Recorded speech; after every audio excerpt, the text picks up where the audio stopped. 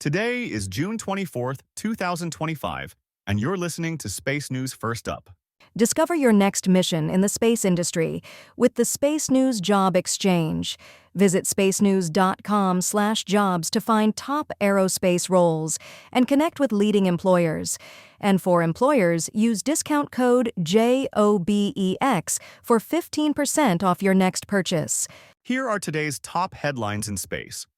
The exploration company says the flight of a large reentry capsule launched Monday was only partially successful.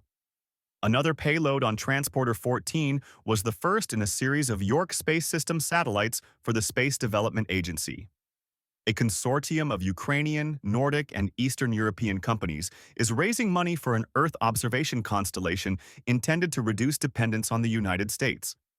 Japanese company Ispace said problems with a laser rangefinder caused its second lunar lander to crash earlier this month. And NASA has given the green light for the launch of a private astronaut mission to the International Space Station. First Up is produced by Space News, the industry standard for professional space journalism. Visit spacenews.com for breaking news, policy updates, and original analysis. We begin today with news that the exploration company says the flight of a large re-entry capsule launched Monday was only partially successful. The European firm flew its Mission Possible spacecraft, a 1.6-ton capsule to test re-entry technologies, on the SpaceX Transporter 14 rideshare mission that launched from Vandenberg Space Force Base in California Monday afternoon. The company said the capsule operated well in space and re-entered as planned a few hours after launch, with communications re-established after the re-entry blackout. However, an unspecified issue caused a loss of communications minutes before splashdown, and the company suggested the capsule was lost. The spacecraft was designed to test technologies for its Nix cargo spacecraft and also carried 300 kilograms of payloads for customers. Another payload on Transporter 14 was the first in a series of York Space System satellites for the Space Development Agency, SDA. The Dragoon spacecraft flown on the mission is the first of 12 York is building for SDA's Tranche 1 demonstration and experimentation system effort to test secure communications. The mission also included the debut of York's new LX-class satellite bus, designed to support payloads of up to 300 kilograms. The Transporter 14 mission overall carried 70 payloads, including the Otter Pup 2 servicing spacecraft for Starfish Space and W4 re-entry spacecraft for Varda. A consortium of Ukrainian, Nordic, and Eastern European companies is raising money for an Earth observation constellation intended to reduce dependence on the United States. The project is working to raise more than 100 million euros, 15 million by the end of 2026, to deploy a constellation or more than 70 optical and radar imaging satellites by the end of the decade. The dual-use satellite constellation, dubbed Intermarsat, would provide daily revisits across the belt between the Baltic and the Mediterranean Sea, covering countries as far north as Finland and Estonia and as far south as Bulgaria. The consortium started the project after the U.S. government briefly halted sharing of commercial satellite imagery with Ukraine earlier this year. Japanese company Ispace said problems with a laser rangefinder caused its second lunar lander to crash earlier this month.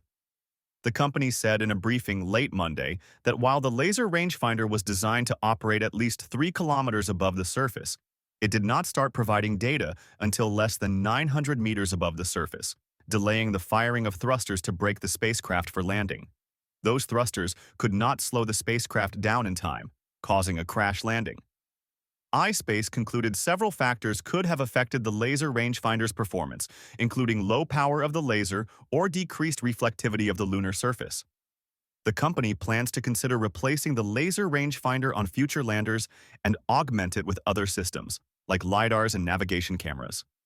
That work will not delay the company's next 2 missions, scheduled for launch in 2027. NASA has given the green light for the launch of a private astronaut mission to the International Space Station. NASA said Monday it has agreed with Axiom Space to attempt a launch of the AX-4 mission Wednesday at 2:31 a.m. Eastern. The mission, which had been scheduled to launch early this month, was postponed first by an issue with its Falcon 9 rocket and then with studies of an air leak on the ISS. NASA did not provide an update on the air leak. Share your company's news with the entire space industry through Stellar Dispatch, the press release service from Space News.